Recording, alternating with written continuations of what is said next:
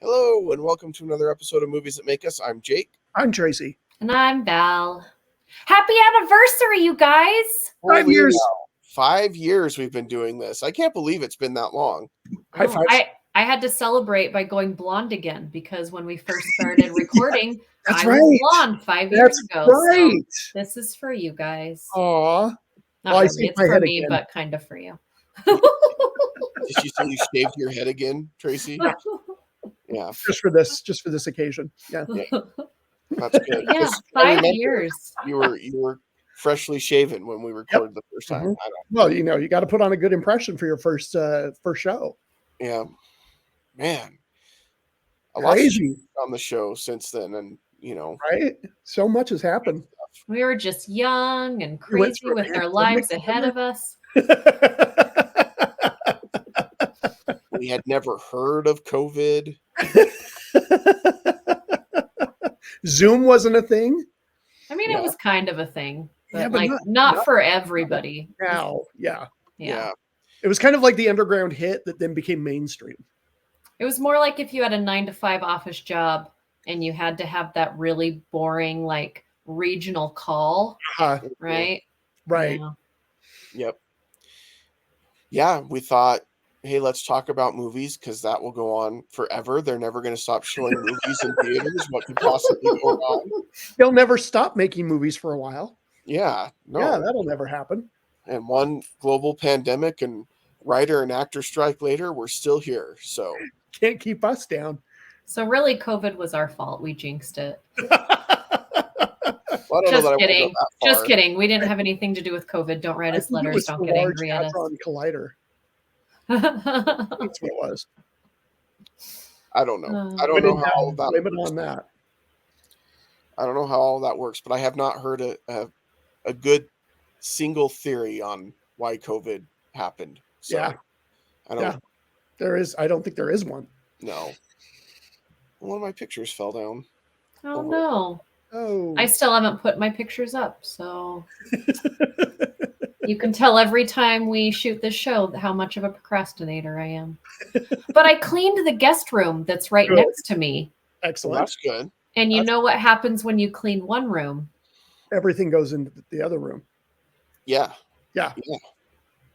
But that one's clean. So There you go. yeah. I usually clean one room and I'm like, I'm done because that took forever and was a lot of hard work. And so then it takes me about 3 weeks to try to clean something else. So Yeah, We that's gotta recover. I mean, I'm gonna be gone for 2 weeks. So then when I come back, Yeah. then I'll start on this room Yeah. unless I find something else to do. you finish it and then you're like, oh, I'm just going to sit for like 5 minutes or 3 years. I haven't really decided. It's gonna be Pretty one of those much. two. Pretty So, much. Yeah. Oh. Yeah, we've spent today putting our boys' room together. Two of them share a room and they've had bunk beds, but my 13-year-old, almost 14-year-old has kind of outgrown the bunk bed thing. So we got new beds and new dressers, and so we've been doing all that, putting that together. So once we Fun. were done, I was like, yeah, I'm good. Putting together furniture is not high on my list of things to do. So I am very fortunate because Erica, I don't know that I'd say she loves it, but she does like putting things together and like reading the instructions. And she is the handy person in our relationship. I have come Oh. to understand that the stereotypes that you see like on sitcoms and stuff do not apply to me That's and my all right. wife, except in reverse. That's So, all right. That is a show right there. Yeah. yeah, except I feel like Nate Bargatze's already kind of stolen my shtick as far as that. But Poor Gotsy. not everybody knows Such a him, hack. and he doesn't have 6 kids. That's true. He's only got one. TLC. Yeah. So TLC doesn't need to call. We don't want to do. no, TLC ruins marriages. We don't. Yeah. We don't Like want if that. I was going to do a reality, and I'm not going to do a reality show, but if I was, like, TLC would be the last channel I'd want to do it on. Yeah. Just because those never go well. Oh, No. So, Go on PBS. yeah. There you go. There you go. Yes. Yeah, there you go. Get a little Antiques Roadshow going on. Yeah. Oh my gosh, I love that show. Why did It I is the forget best. about that show? I love it when Because, they like, have celebrities randomly on there with like their stuff. yeah. They just show up with something they found in their basement. Can you verify this? Yeah, because I made it. I feel like Antiques Roadshow is like the refined upper class version of Pawn Stars. Mm, It's about the same, really. yeah. Yeah. So Yeah, when Yeah. I did the Las Vegas half marathon, I ran past it at night, and it's in a sketchy part of town, and it's tiny. yeah. It is tiny, and there's usually a line out front. Both times I tried to go over there, they have like ropes and they have a line to let people in because it just gets so crazy. Which I think is funny too, because they don't even film there. Like they film on a soundstage. Do they? Well, that's Yeah. stupid. Yeah, because the privacy laws and all that. Yeah. Oh. So they Well, originally when the They film recreated their whole thing on a soundstage. Yep. Well, now I don't ever want to watch that show again. That's stupid. If you watch the early episodes, that was the actual set. Yeah, I the was gonna say, I think farm. they started out doing it Yeah. at the actual store. Then it became too big, and Yeah. Oh, I don't know. With as many people that are visiting there every day, I don't know how they could shoot at the store exactly. anymore. Yeah. But I did know that it doesn't quite work like they show it, right? Like where somebody just randomly walks in with it. Oh, hey, Yeah. Oh, I have brought $100,000 Pokemon card. here's my 3 Super Bowl rings that I have that I bought from a collector. Yeah. Yeah. Somebody hawked to me because they needed to get their gambling debt down. Right. Man, there was a golden age there with Pawn Stars. Then you had like the Storage Wars where I loved Storage Wars. Did you ever watch Shipping Wars? No. No. Shipping Wars was a guilty pleasure. What? Was it like a spinoff where they were doing like shipping containers? Yeah, well, it's people who ship weird stuff all across the country. Do they ship their pants? They would ship like giant Halloween animatronics for like haunted hand. Got that. It's good. Yeah, they would ship giant pumpkins. There was one that was a van full of VHS copies of Speed. Just really random, weird, bizarre stuff. That But is random. Interesting. yeah. But then there were like 2 spinoffs from Pawn Stars because there was the Counting Cars restoration guy, and then Cars one. Yeah, I like the Pickers show with I the two like guys. I like that show. Yeah. I like that. Yeah, I enjoy when they find people to like visit their house and try to buy stuff. Like that's really interesting. But I also enjoy just when it's the two of them in the van and they're going back and forth and telling random stories. Yeah. I'm like, I can get into they that. broke up now. Yeah. They broke up. Yeah. I don't think they're together, but I loved it when they would find some house to go to and the person knew they were coming and then they're like, I don't really want to sell anything. Yeah, they have an appointment. But thanks for dropping by and looking through my I just want to crap. show you my really cool collection of stuff. I'm not selling any of it to you. And it's just piles of stuff in a shed Right. that they have to climb on. Yeah.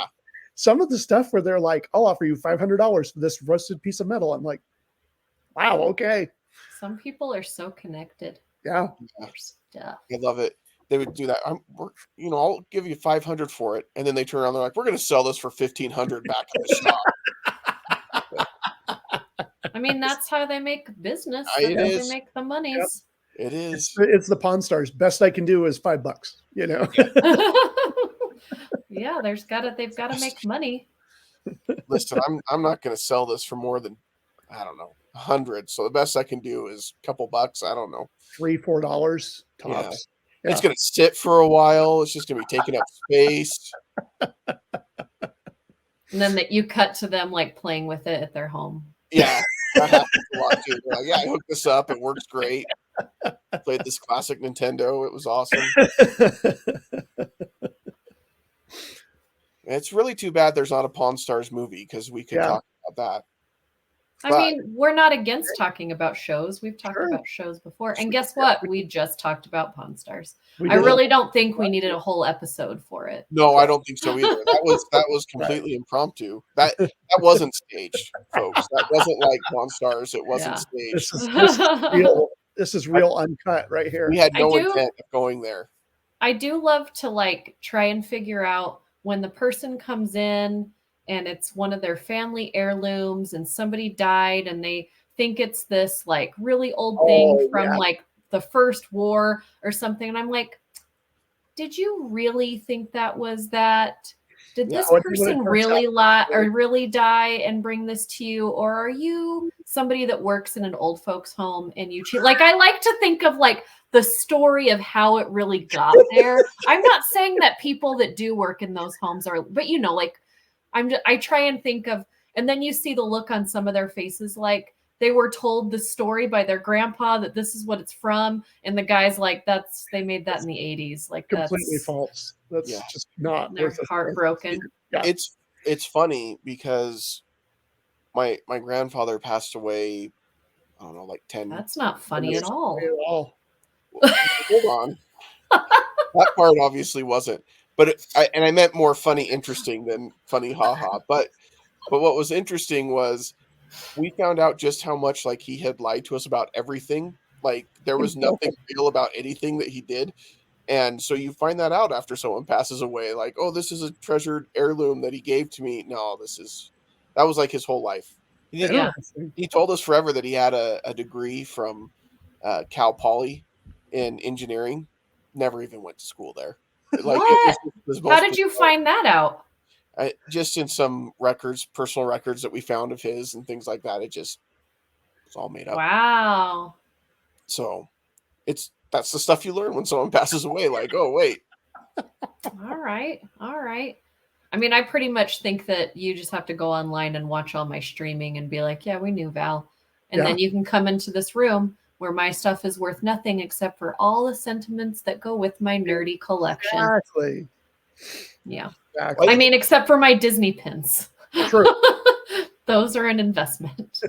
If you know what to do with them. Yes. Yeah.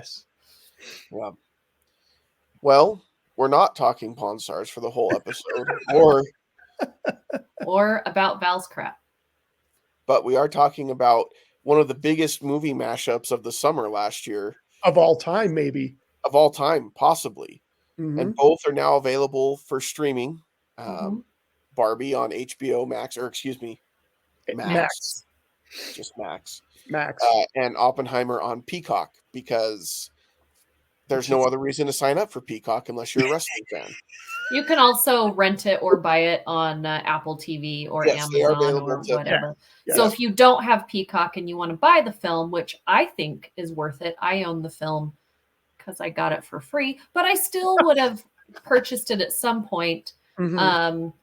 I watched it again for the third time yesterday to get ready for this, and I was like, oh, I forgot how good it was. Like, I probably should have watched it one more time before we voted at the Film Critics Association, because I just forgot how good it was. I mean, I knew I enjoyed it. Right. But then there were so many things that came after it that were so good. Last year was such a good year for movies. Last year was nice. The year before, like Everything Everywhere All at Once was really, really good. And then everything else was just kind of. That was the year before last year. Sorry. Time's weird post-COVID. 2 years ago. Was it? What was last? Last year was Barbie, Oppenheimer. Well, okay. That when the movies came out. Yes. I'm talking about the movies that were released last year. True. We saw Oppenheimer in 2023. Yes. And then after Oppenheimer came out, there was a cluster of other really good movies that came after it. This is true. Not talking about award shows yet. Okay. My bad. I took a Sorry, that was confusing maybe. But yeah, I think that ensemble cast. Are we going to talk about Oppenheimer first or Barbie first? Let's talk Oppenheimer. You already started us down this. So we might as well. Yeah. We've already started the reaction, so let's go. Yeah. Just the casting, man. That ensemble cast was so good. Yeah. So Robert Downey Jr. in this, I know he's nominated for, and I know we're not talking awards, Val. You've said that. No, he has been winning. He's been winning. I think deservedly he's been winning. I mean, it took me a couple of minutes to realize that was him. Oh, Not really? Just because of the makeup, but just in the way he carried himself in the film. Like, he became that. Mm-hmm. I don't want to say character because these are all historical figures. He became Strauss. Yeah. And he was just really amazing in this movie. It's interesting too. I read an interview with him, and he said that when Christopher Nolan approached him about it, he was like, okay, I'm going to take you back to what you used to do, and I'm going to strip away all of your crutches that you use in acting, and I'm going to bring you back to when you were just very basic, not basic, but very very much younger. He's like, I want to strip all that stuff away from you because it's all safety net, and I want you to go back to the way you used to act. And so he said he kind of credits Nolan for kind of reinvigorating his career. He's like, I realized that I was kind of coasting. I was kind of doing the same thing, and now I've got a freshness. Hopefully, he didn't take him all the way back to like the cocaine usage and stuff like that. I would hope not. Yeah. I mean, I feel like when he first, like, now, in order to do the scene, you're going to have to do a bump. And wow, I hope you not. even know the terminology, Tracy. No, I don't think he reinvigorated his career, but I think he reminded everyone. I think he reminded everyone that Robert Downey Jr. is not just Iron Man. And I don't want to use the word just, but he's more than Iron Man. Well, he's Iron Man adjacent. Well, when he got not drafted, that's not the right word, cast as Iron Man. He could have been drafted. It was a war. Yeah. Hey, Iron Man was life preserver. When he was cast as Iron Man, his career was struggling. Pretty much he didn't have one. He didn't have one. Yeah. But it brought some clout to the film because of what he had accomplished prior to that.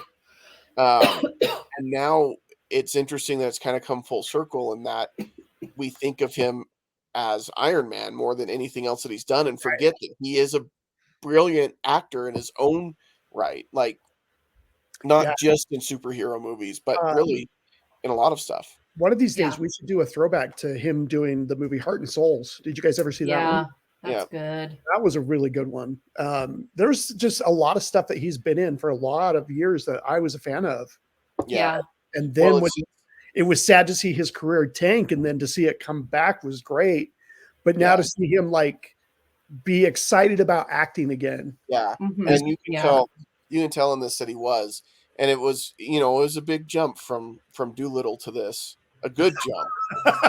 Good That's jump. right. I forgot about Doolittle. I thought Doolittle was fun for little kids. Yeah. I can see that. But it's not the same level of performance. No. Well, no, it's not the same type of movie at all. Yeah. Yeah, it's not. Yeah. So, but it does show his range that he can do both of those things really well. Yeah. Yes. And this, I don't know if you guys have heard this story. Did you hear about Florence Pugh on the set? What she did recently. She came out with an interview recently, I'm a big fan of Florence Pugh. I've loved her since I saw her in Midsommar. I saw her in that, and I'm like, this woman is a star. Like, this woman is going to win an Oscar before all is said and done. And she just has this kind of like no care attitude. Like, I'm going to live my life and I'm going to do it my way. And if you don't like it, then too bad. And so she gave a story about how when they were doing the scene with Cillian Murphy with the nude scene, and she said it was her and Nolan and Murphy and the camera operator and then the intimacy expert. That's all that was on the set. Because nowadays they try and be very sensitive towards that sort of thing. Back in the day, it was like wide open set, right? So the camera breaks down. And so she's like, okay, this could be really awkward, or I could take this moment and I want to be a director someday. And so she like went over to the camera guy and was like, okay, so teach me what's going on. How does this work? Why is it broken? And like had Christopher Nolan and the camera operator like tell her what was happening while they were trying to fix it right in the middle while she had just done this nude scene. And I'm like, you know what? And then she was like, I could sit here and be uncomfortable and feel weird, or I could go learn something. So that's what I did. Yeah. Yeah. I think, I think most people know what I feel about nudity is that I don't have such an issue with nudity as I have about teaching people how to make bombs. Right. So like for me, I will say that did kind of feel unnecessary. Yeah. I mean, there were a couple times where she was naked and I was like, well, I mean, she doesn't need to be. Right. But the fact that she's comfortable with it, and to me, those intimate scenes back and forth, it showed I think it was more about them being vulnerable with each other. And that's why they were naked. So there was a meaning behind it, but there were some other times where I was like, I mean, I don't know that it's all necessary, but I don't have an issue with just people being naked. I think it's what is happening and why they're naked. And so there were a couple times I thought it was unnecessary, but all in all, she had such a great performance. Like she was not on screen very often, but when she was, it was super powerful. And I feel that way with everyone, because Emily Blunt was not in the film as much as you would think she would be, but every time she was there, it was for a purpose. The scene she was in, and I'm just like going through the cast again. When I was watching it last night, I was just like, oh yeah, I forgot that freaking Josh Hartnett is in here, and Matt Damon and Gary Oldman and Josh Peck. The first time I saw it on the big screen and Josh Peck was there, I'm like, Drake and Josh, there's Josh. Like I was so happy that he's like, because I just love that guy. Casey Affleck. Yeah. It wasn't until it was over that I realized that was Gary Oldman. Oh, really? Yeah. Like I did not recognize him in that role. Well, and I really enjoyed Matt Damon in it. Yeah. I like him. Yeah. And every time I see him in a role like this, it reminds me how good an actor he actually is. And I don't know why that always gets lost on me, because I've never seen him put in a bad performance. Right. Even that Duncan commercial was not bad. No. Well, he was the only one that had any common sense that this was a really good commercial. It's like, I believed him when he said he didn't want to be there for Ben Affleck. Totally. Because I didn't want him to be there for Ben. Yeah. I'll be honest. That was a weird commercial. That was not my favorite Super Bowl commercial. Yeah. Anyway. I really, and I don't ever know how to say his last name, but Alden, who played Han Solo.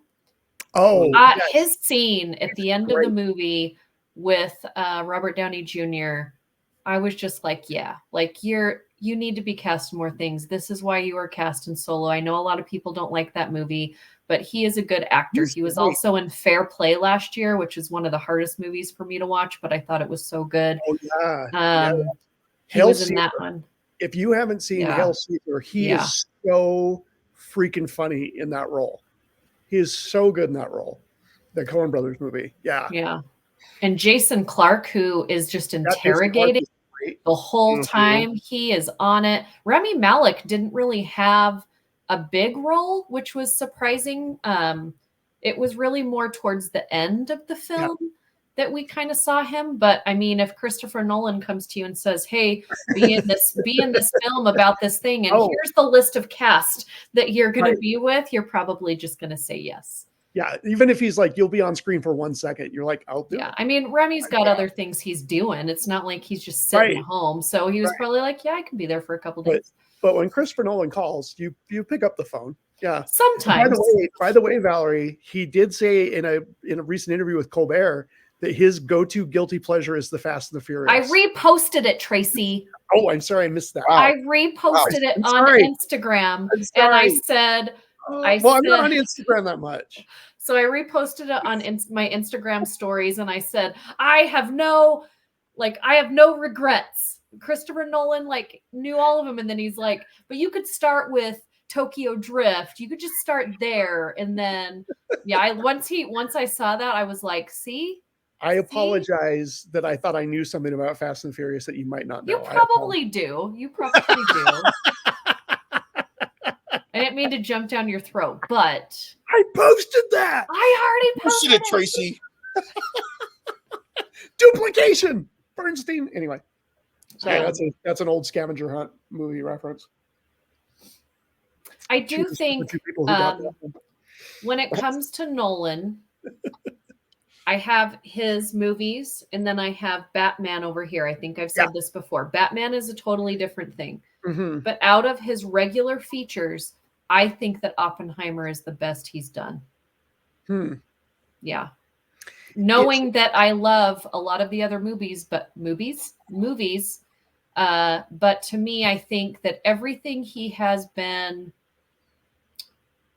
experimenting with sound-wise and cinematography wise and looks of his films. I think all of those experiments came together in this film and was just a perfect fit. Well, at least this one we could understand the dialogue, so that was nice. Because the last couple, that's what I'm saying, is he's been playing with, just like Oppenheimer, he has been playing with and experimenting with how he wants to utilize sound and space. And in this movie, when there was the music, the score, you knew it was important. When he had score with dialogue, you could hear both, but they were both there. When there was quiet moments, which there were quiet moments, it was all there for a reason. And I just thought it was a sweet spot. He hit it. I'll save my full review for in a minute, but I struggle with this one. Like, it's good and I like it and I appreciate it, but I don't have any kind of emotional connection to this movie, and it feels really long to me. Like, it feels long. Tracy's just apathetic when it comes to nuclear warfare. He just doesn't have any strong feelings one way or the other.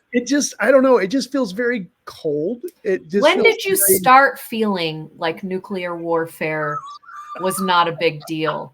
Was it before or after you saw the movie? Before or after? Sorry, I wanted to take a moment and let's reflect. Let's go back.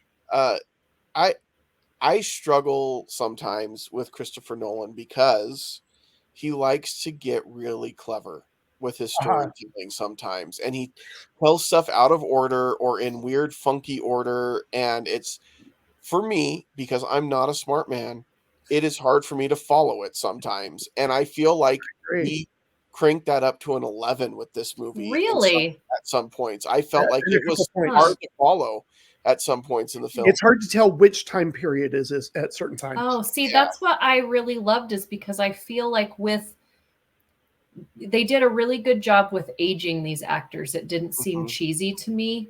I don't feel like it's cheesy. And it's with the black and white, but there's some parts in the color. It's hard to tell where you are in that timeline.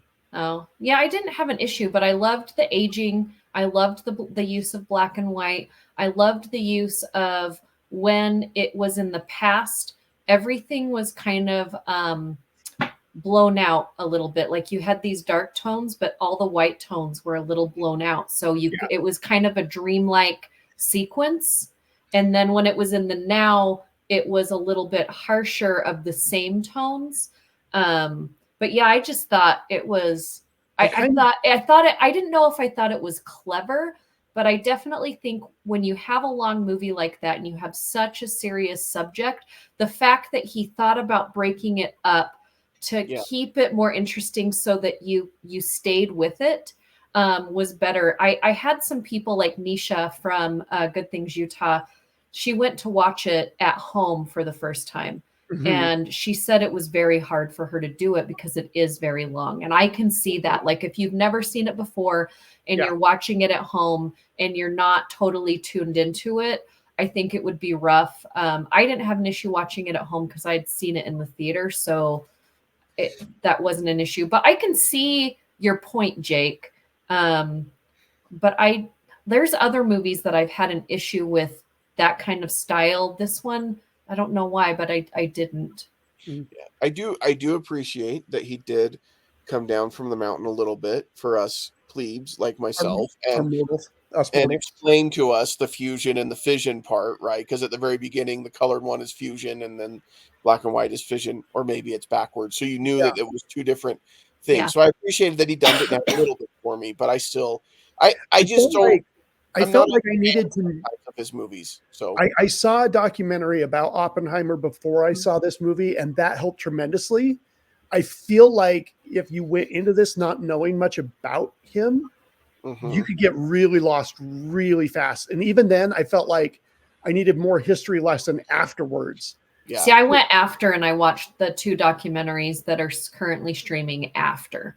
And then recently, 2 days ago, I watched there's a new one on Netflix, I think, about Einstein. Yeah, that just came out on the 15th, and I watched that. It was okay, but I love films that doesn't give you the whole story, but gives you enough to go want to learn something. I don't know that a lot of people know the exact story of Oppenheimer. Like we've all heard of most of us have heard at least the words, the Manhattan Project, right? But I didn't know that the Manhattan Project was this project. Like I didn't know that they were so close together. Like I thought they may have been two separate things that dealt with the same thing. Rush did a whole song about it. So you're ahead of me. That's how I knew back in the day. Yeah. I mean, he started to learn about it in school, but he was like, nuclear warfare, I just don't care. It just doesn't interest me. So people died. I lived through the Cold War. I remember going to school and learning that if there was a nuclear attack, we needed to hide under our desks. Yeah, because that would have done nothing to save us. I remember that in my early elementary school days, but we stopped doing it after the Berlin Wall came. I don't think that this is my thing. I don't think going under your desk is going to save you from anything. Oh, those desks? No, they're going to collapse. But I mean, anything. Yeah. Like, what is it going to save you from? Mm-hmm. You can't hide from people under there. Yeah. If there's an earthquake that's going to happen, those desks are going to collapse. It may not hit you right away, but sorry, kids, if we're scaring you. Yeah, I was going to say, they're teaching you. We don't have little kids listening to us. Well, I hope not, and especially not on an episode about Oppenheimer. Like that's not what the kids need to run out. You can scroll along for Barbie later, but I also don't think Barbie is a little. I don't know the Barbie. We'll get into that, but they don't teach it anymore, so it's not going to scare people because they don't teach that anymore. Well, they don't, but they teach them to hide under their desks for other things, and they do quite a few drills where they're asking. Jake's the knowledgeable one on this. Under their desks. Yeah. They could interfere. They could interfere with things, but from a nuclear weapon, no, not going to help. No, it was an attempt to do something in a situation where nothing could really be done. Yeah. So. Like I said, my main problem with this film is I just didn't emotionally connect to it. Like, I like it, I can appreciate it, but it just feels very cold to me and very distant. Whereas it's like, I didn't really feel like it just didn't resonate with me. But I know it's going to win all sorts of awards.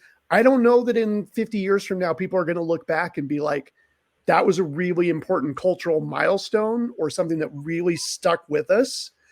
Versus, I think Barbie will. Interesting. I don't know. I think Barbie is already starting to wear off of people. I think people now think it's a fun movie, but until they accidentally see or hear the quotes on social media, I think it was really important when it came out. And I think that people that really resonated with it are going to think it's a little important. I think directors and writers in the business are going to, but I don't think the general population of people are still hanging on to it like they did when they first watched it. And I think a year from now, it's not going to mean anything. But when there's like a 20-year anniversary, it's going to be huge. Yeah. I mean, but that's like a pinpointed 1% of movies. Like I do think for Barbie, sure. Like there aren't a lot of movies that at 20 years people get excited about. And they're usually a pop culture film like that. You're not going to get like, you got a little bit of it for Saving Private Ryan, but again, that's a great movie, but it's a very specific audience that gets excited. But I feel like this movie tried to be at that level, like a Saving Private Ryan or a Schindler's List. Mm-hmm. And I don't think it's going to be remembered in the same way that those movies are. Mm-hmm. Not that it's going to be remembered as a bad movie or anything like that, but I don't think it's going to have the same lasting effect that those movies continue to have. And I'm all for it. I'm all for having an original story, making a ton of money at the box office and bringing lots of attention. Because I'm all for, it's hard for me when I hear like Bob Iger from Disney saying, we're going to double down on remakes and sequels for the next while because that's what audiences want. And I'm like, yeah, but to have something so original and so fresh from both of these, it's not really what audiences want either. Like, I agree with that. Yeah, I don't know that the Disney audience, though. I think it's a different audience than it is, but that's kind of the mindset in Hollywood.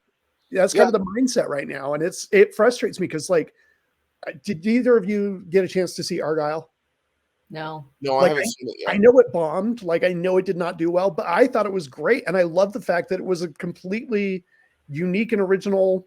I mean, like, we've had the whole spy genre before. We've also had the writer whose stuff comes to life. But the way that he puts that movie together and the way that things unravel, I'm like, this is really creative and really unique, and it just bombed. And so it's frustrating. So whenever there's an original movie that does really well, I'm very excited, but for some reason, Oppenheimer just didn't resonate with me. So what we've learned is Tracy feels like Argyle was a better and more impactful movie than Oppenheimer. It was more, but we can't really go by the box office, because a lot of movies that are up for nominations at shows or at award shows, they're not big at the box office. If you look at my favorite movie of last year, Killers of the Flower Moon, trying to be sarcastic, that actually bombed at the box office. It didn't do what they wanted it to do. American Fiction was pretty much forgotten because of the way that they put it out. Which is too bad. Past Lives didn't really have a huge opening, and then it went straight to streaming because that's what they thought it was. So for me, box office doesn't really have anything. And then you've got a movie like Barbie, which we're going to talk about, and that was huge at the box office, and everybody thought it was going to get way more accolades in the mainstream top tier award shows. And, it's been kind of forgotten about in some categories. So it's, just like superhero movies, there's only been one that has been nominated as Best Picture. Yeah. And, so those not always, during that time period, during the golden years of Marvel Cinematic Universe, those movies were making a crap ton of money. Yeah. I still think Endgame should have been nominated, but that's not. Yeah, I mean, so do I. Endgame, I think, is one of the best. I watch it at least once a week. I love it. We should grade Oppenheimer before we move on to Barbie. I'll start. I'm going to give it a B+. I don't think you can deny that this is a really good movie, really well put together. But you guys know I will grade typically on whether or not I enjoy the movie. I can recognize quality, and for me, this just didn't hit enough high notes for it to get the A that I think a movie like this should get. Yeah, if that makes sense. No, totally. But for me, it was kind of the disjointed storytelling that I think Nolan went too far with it on this one, and I would like to see just a movie that's serious, that deals with serious topics, where every once in a while the people in the movie might be happy for just a couple of minutes. Like, that's not depressing all the time. Even though this is a very heavy topic, and I don't think that there's anyway. I mean, he smiled when he put the marbles in the jar. Yeah, that's true. He smiled when he was on his horses. He loved being around his brother. Okay, that's fair. That's fair. The brother and the horses, and then he got excited whenever there was more enriched uranium that he could use to make his nuclear bomb, the atomic bomb. No, it is undeniably a good movie. It's an undeniably quality movie, or an undeniable quality movie, but I just didn't enjoy it as much as I wanted to enjoy it. Yeah, I'm with you, Jake. And in fact, I'm going to go B on this one. Technically, it's an A. I mean, like, the cinematography is gorgeous. The fact that they were able to create in camera nuclear particles whizzing around and all of that, I think that's really cool. The sound was good. The cast is phenomenal. But it's like I said, I don't feel like there was enough of an emotional punch, an emotional connection. I don't feel like I really learned a whole lot that I didn't really already know. And I didn't get a lot of insight into Oppenheimer as a person, other than he developed the bomb and he was possibly a communist. And, I mean, like, I feel like the party. He points that out multiple times, Tracy. This is true. Never joined the party. Never officially joined the party. Yes. Yeah. But it just didn't hit for me. And I'm with Jake, and a lot of things, when, especially on this show, when it's like, I can see why it's winning awards. I can respect the technicality of it, but it just didn't, I didn't enjoy watching this movie. And it's not one that I really feel like I need to watch again. I've seen it twice, and I just feel like Yeah, for me, it's a B plus because I do think it is one of his best technical movies. For me, I didn't have an issue following along with it, but I think also I watched this genre of movie a lot. It's kind of like right up my alley of things that I am really into. And I do think it's some of the best acting I've seen from every single one of these actors, the ensemble acting, but also, again, technically, it's such a great film. The only reason it's not an A minus for me, because I don't think I would give it an A, but in that A range, is because you could cut. There are numerous scenes that I could either shorten or cut out, and I think the movie would be fine without him. And it is one of those movies, I've seen it 3 times now, very far apart, but I've seen it 3 times and I own it, but I don't know that I would go back to it. I might watch it again in a couple of years just to remember it, or if I needed to compare it to something. But it is kind of in that long realm that I don't know that I need to watch it again. But when I do watch it, I'm always like, oh, yeah, I forgot how good everybody is in this film. Like it made me so happy to see all of the actors that he pulled into this film. And it could have been a jumbled mess. We have seen it before, right? Yep. But he gave everyone their own tone, their own spot. I felt like the people we needed to know things about, we knew it. And those that were just there to cause eruptions, like that was cool that we only knew them as disruptors, right?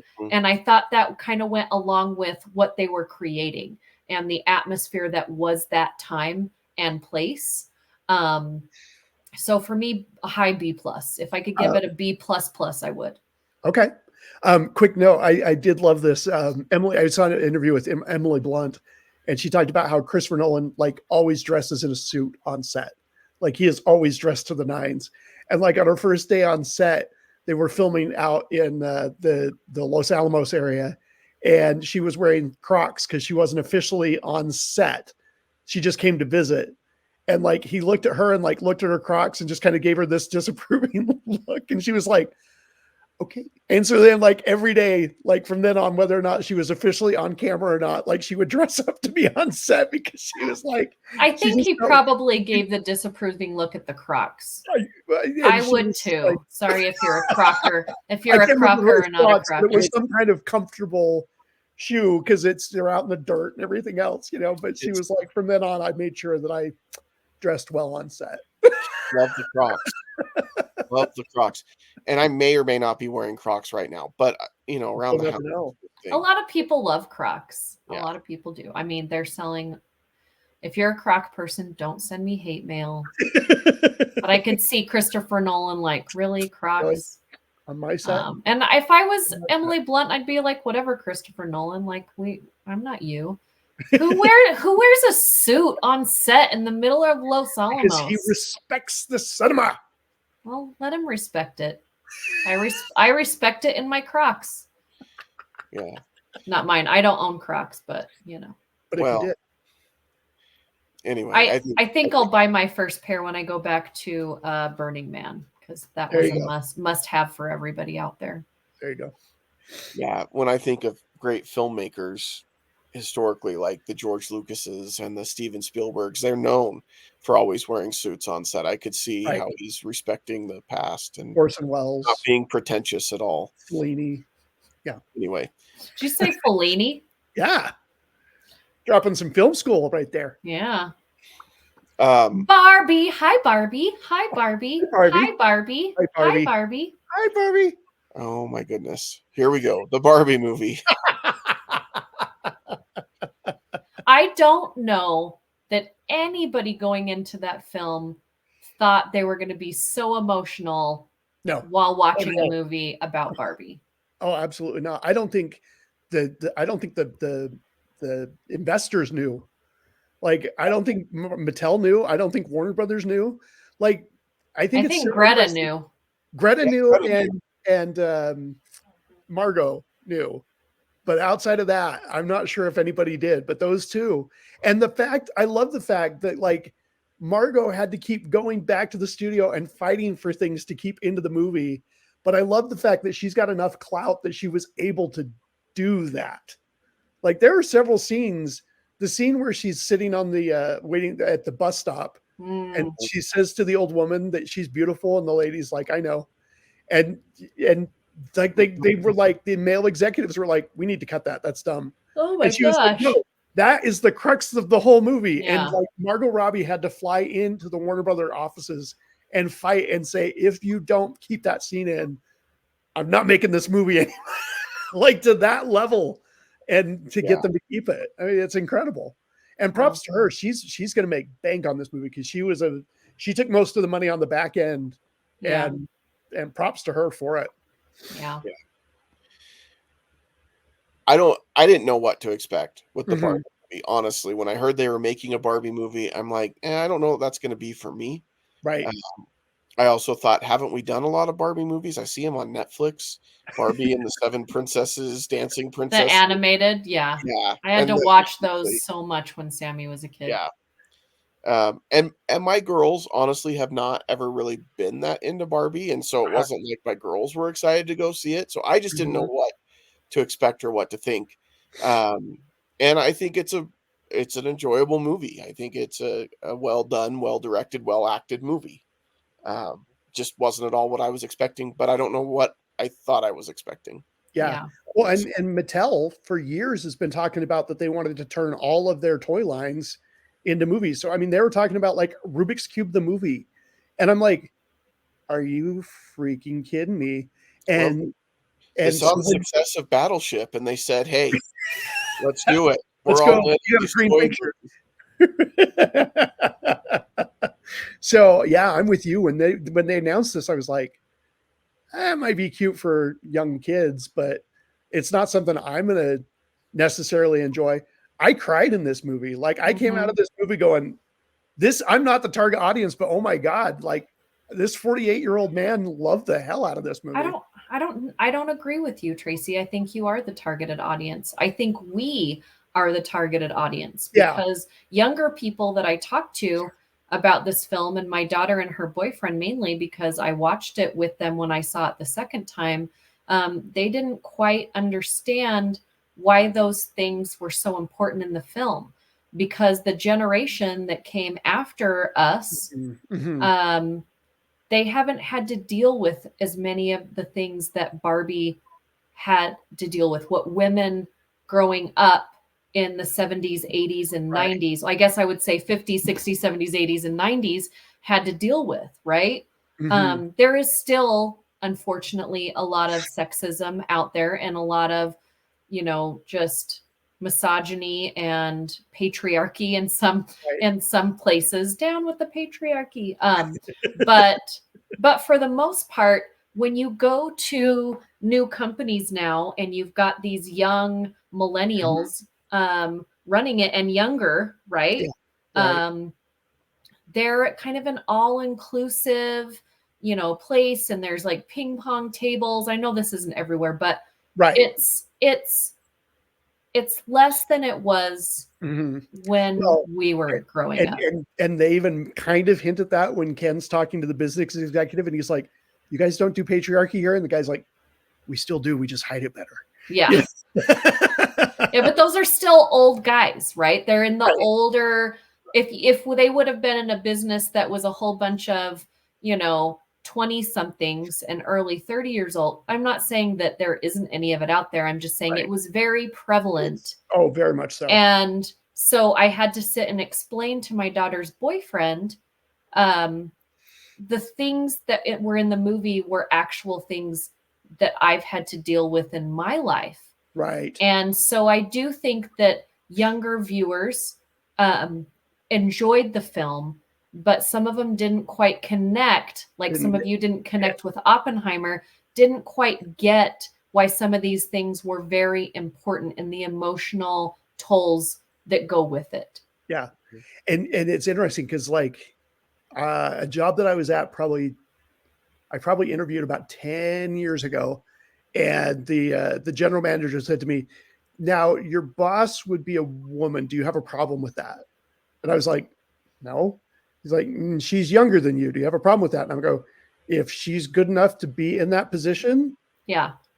if she's got the talent and the know-how, Yeah. I have no problem with that. And but he came from a much older generation where that would be a huge issue. And I don't think you can even ask those questions officially with an HR person. But no.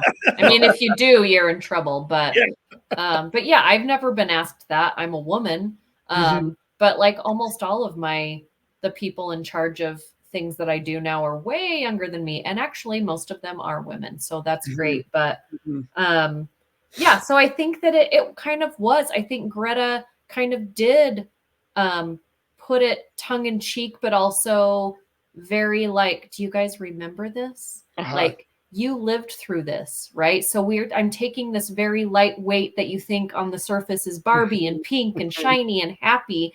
And what if inside of that world that everybody thought was this frivolous thing is actually what we should be thinking about, is actually exactly opposite of what our world is. And why is it? Like, there's all these questions that were put out there, and she is so smart.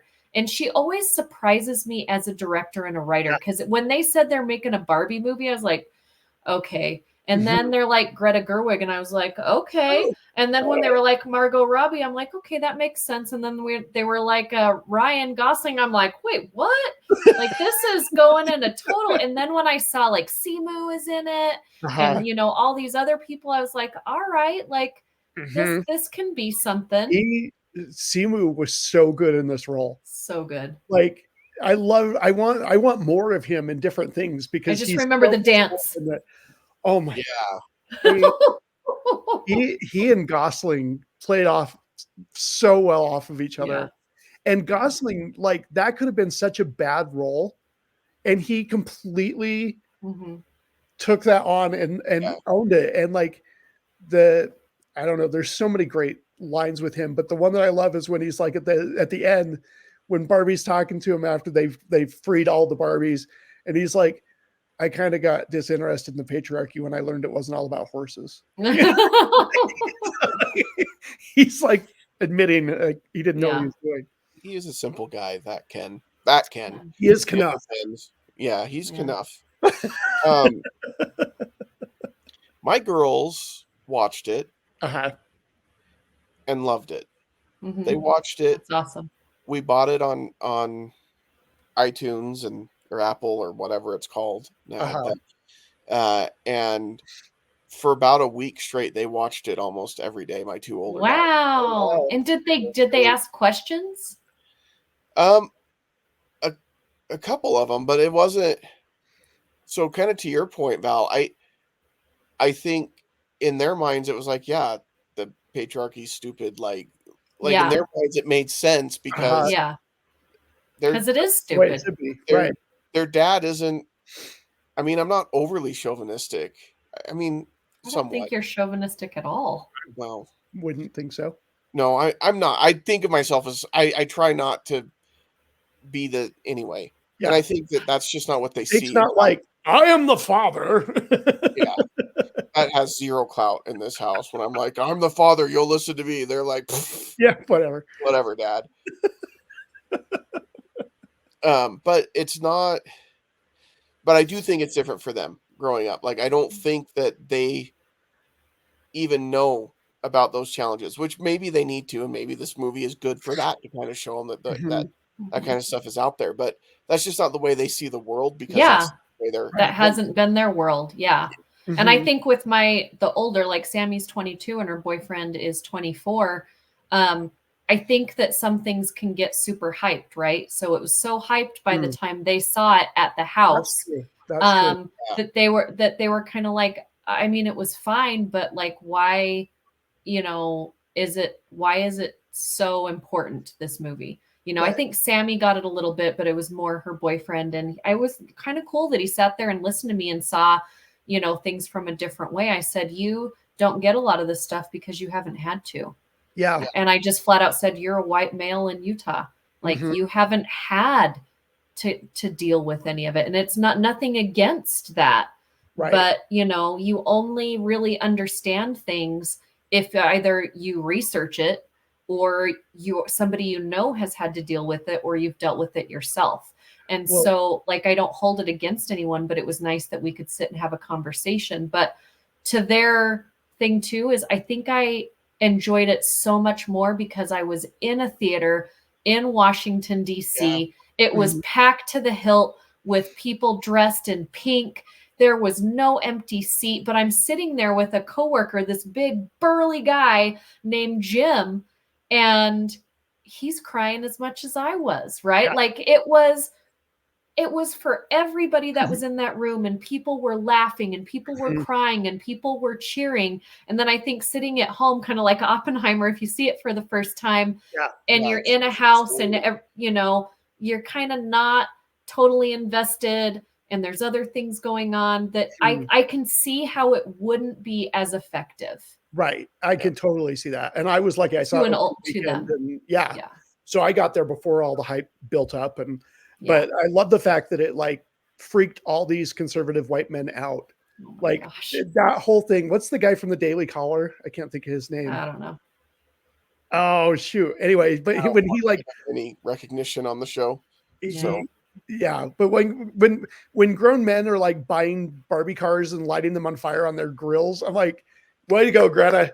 You did. And Mattel's laughing all the way to the bank. Absolutely. So yeah. Well, and it's funny. So one of the big arguments against it that I saw in the circles that I run in was about how it treats motherhood. And in particular, you know, you've got the Barbie that was like the pregnant Barbie that was discontinued. Yeah, Midge. And they're like, because nobody wants a pregnant doll. Nobody wants. And a lot of people took that very, very literal. That what they were saying is that we don't care about motherhood and we don't care about. I hadn't heard that. They missed the point of that. I don't know that it was huge, but that was one of the things that I heard. I heard the whole man-hating thing, but I hadn't heard the anti-pregnancy, anti-motherhood. That like interesting. It devalues motherhood and things like that. And I didn't feel like that was the case at all. And I feel like if you watch it and then you listen to America Ferrera and her speech that she gives, not just once, but multiple different speeches toward the end of the movie, if what you got out of that is that it's devaluing anything that's part of the lived woman experience, whether that's motherhood or being a professional or doing whatever, if you think it's devaluing anything, then you have missed the point of the movie.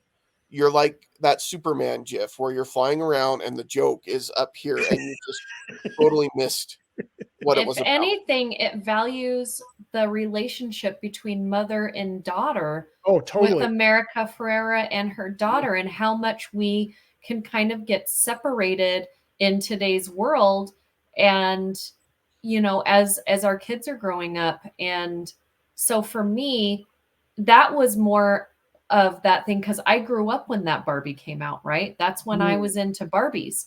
And moms were very angry about that Barbie, because now we have to explain to our kids how babies happen.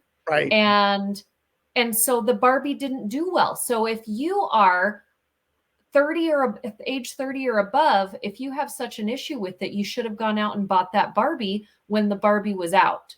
Like, that's why it didn't work, is because people, one, didn't like Barbie's younger sister, and they also didn't like pregnant Barbie, and they also Dr. Barbie didn't do very well either. Yeah, that's the whole family values time.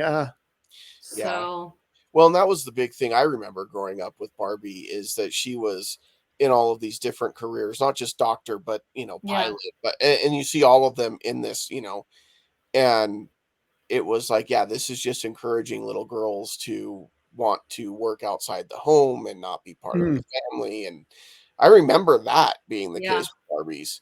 Well, and the ones that sold the most were Beach Barbie and Rock and Roll Barbie. And like, it was all little, like the Mermaid Barbie. It was all the pretty cutesy things that you wanted girls to be, but all of the other ones didn't sell very well. So it, you know, all the ones dressed in princess gowns were huge hits, but nobody went out, most people did not go out and buy the Barbies that were different nationalities, that Mhm. were different jobs.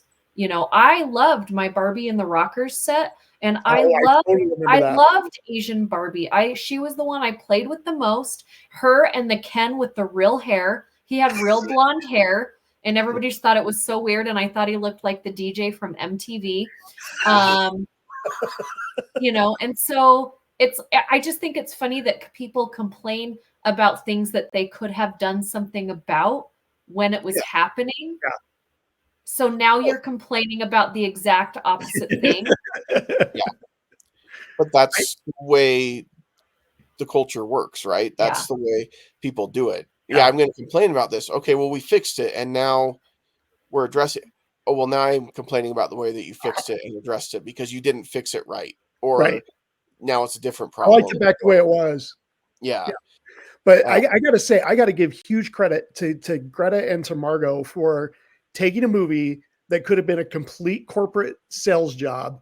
It reminds me in a lot of ways of the Lego movie, where it was like it could have been so bad, and instead it was very subversive and smart, and it had points. And the fact that they were able to like throw some shade on the parent company inside the parent company's movie, like that just really, really smart, clever. And the fact that they got that done and through and made billions of dollars. Well, I think nowadays it's all, I don't want to say it's easy to get that kind of stuff through. I think studios and companies will put a stop to it pretty frequently. Right. But I think then you have to deal with the backlash because it's going to get out that it was going to be in the movie and then it was cut because you didn't want it in the movie. Yeah. And so then you've got to be prepared to deal with that backlash. You have to think, is it easier just to take the hit on the chin? Because, yeah, we could have done better. We should have done better. Or do we want to deal with the backlash of getting cut? And the whole sequence of explaining the Godfather to the Barbies, I was like, oh God, that takes me back to my film school days. Like, and even now I'll like start explaining a movie and I'm like, oh, shut up. You shouldn't be doing that. Yeah. But all I know is that Dave was really upset. Babe was really upset that there was not a Casa House Mojo Dojo under the Christmas tree for him. I can see that. Yeah, he was really bummed out. I loved Kate McKinnon as the weird Barbie. I love that they had weird Barbie. I remember that Barbie specifically, and I know that it wasn't a specific Barbie. It was just we all had one though. My sister had gone all over her face and cut her hair down to like the Yep.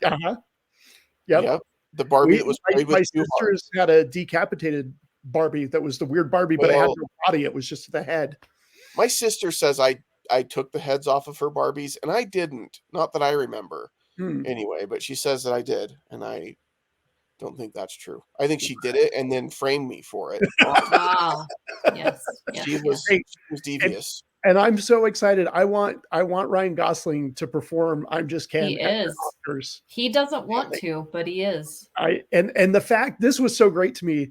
Like the fact at the Grammys when that song beat the Billie Eilish song, and both he and the other guy are looking at each other like, I don't want to go up on stage. Do you want to go up on stage? Because I don't want to go up on stage. Like, this is a mistake. This should not be happening. Well, but it's interesting. I don't know how much of that is that they didn't think that they deserved it or whatever, because it's just kind of a campy song, and it's a great song. I think it's a wonderful, it's fantastic. Yeah, but I also think there's a little bit of like, I mean, it's the same thing where he got nominated for his performance, and his song got nominated for best song. But Greta didn't get nominated for best director, and Margot didn't get nominated for her performance, which kind of encapsulates the whole message behind it. Yeah. I do. Like you said, Val, that the sexism is still out there.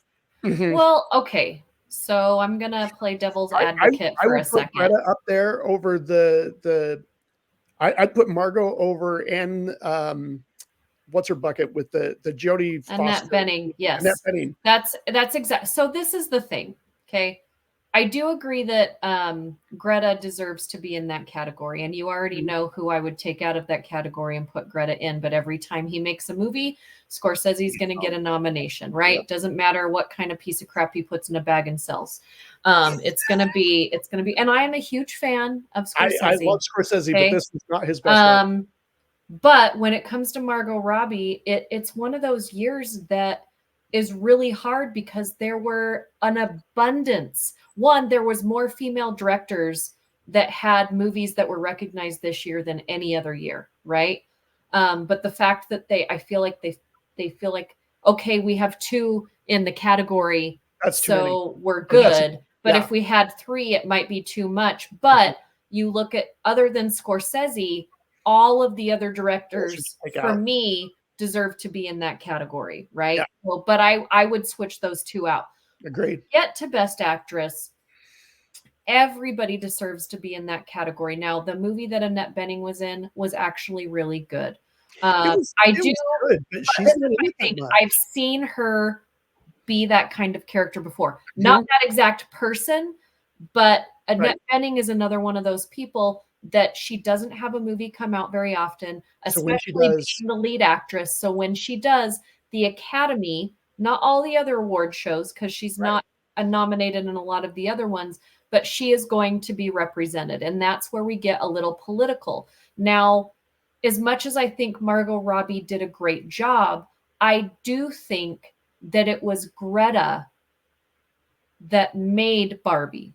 I don't know that it was Margot, and don't send me hate mail. But I don't know too many other actresses that could pull that off. Yeah, I don't have any on mind, but I do think Margot did a great job. But I do think that I would switch her out with Annette Bening, but there's also 5 other leading ladies that I saw in movies this year that you could also argue could be in that position. Are we only putting Margot in there because the movie made so much money?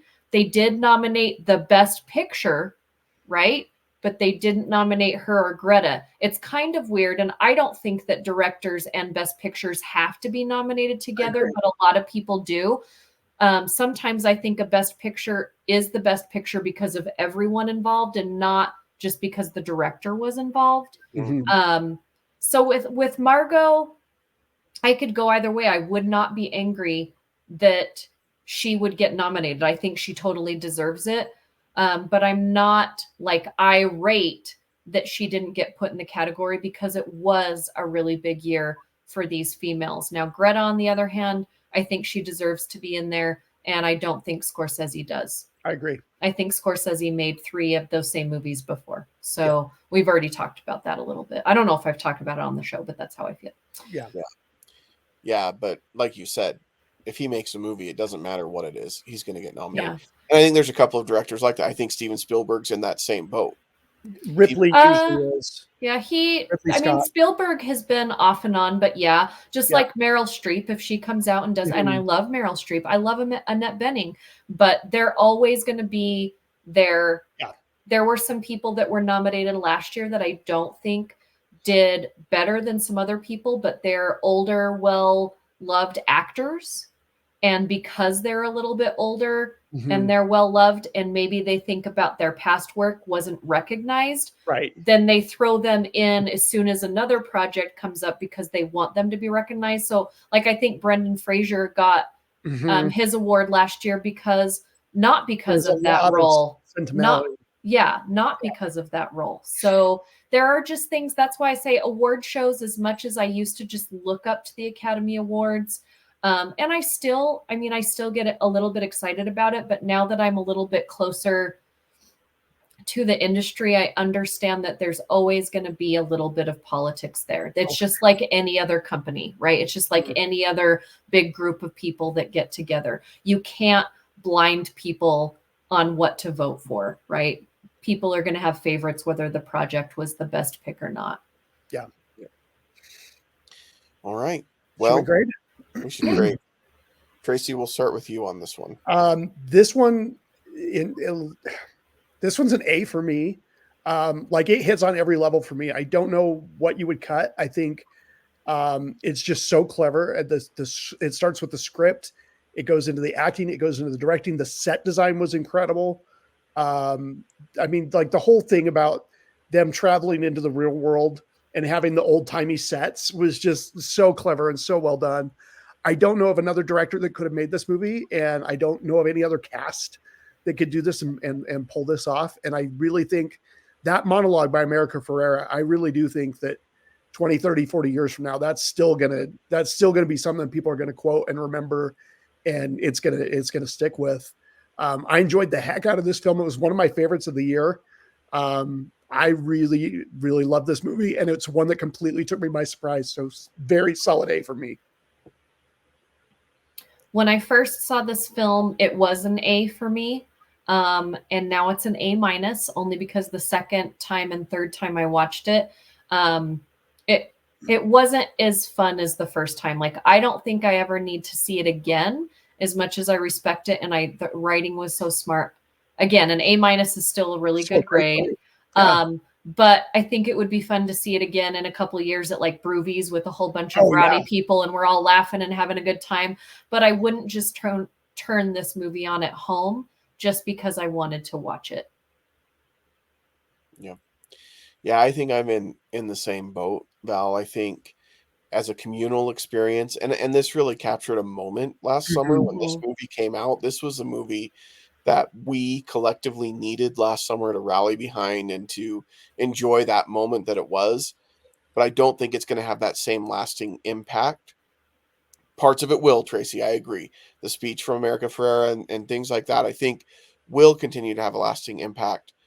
But it doesn't hold its value when you watch it again and again, I feel. And especially, like you said, if you're by yourself watching it, it's very different than watching it with you. I watched it again recently and loved it just as much. So, but I know, and I'm glad that you did, Tracy. Yeah, I'm not trying to yuck it. Oh no, not at all. But yeah, for me, I would put it in the A- category as well. Again, still a really dang good grade. Yeah, it is. Like, I know I'm talking like I'm going to give it a C or something, and I'm not. Like, it's still a really good movie, right? But it doesn't have the rewatchability factor as much as I thought that it would the first time that I saw it. And then you watch it again, you're like, okay. Yeah, I think that first time where you're experiencing everything and you're laughing and Alan, I love Alan so much. Like, I just want to hang out with Alan.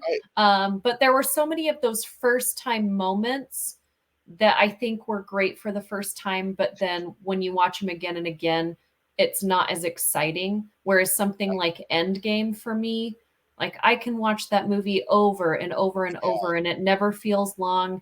And I know what's coming, but I also know I'm going to feel what I'm going to feel when it happens. And so this one is not quite like that for me, but I respect this film so much. So many fun things in it. I love the houses. I love floating down. I love the pretend food that they're pretending to eat. And then when the milk was bad, but there wasn't any milk, like all those things were so fun. Yeah. And I will say Michael Cera right now, he is a whole mood. Oh my gosh. His CeraVe commercials every time. I'm like, this is the most amazing thing I've ever seen, honestly. Yeah. But there you go. There is our Barbenheimer episode. Both of these movies, like we said, are available to stream on different services or available to purchase or rent wherever you get your digital movies from. I don't know that either of them have come out physical yet. Oppenheimer is. I think Oppenheimer. I have a physical copy. Okay. But there you go. If you buy your media that way as well. So thank you so much for listening. We appreciate your support. And until next time, we won't see you at the movies. Closer I am to find.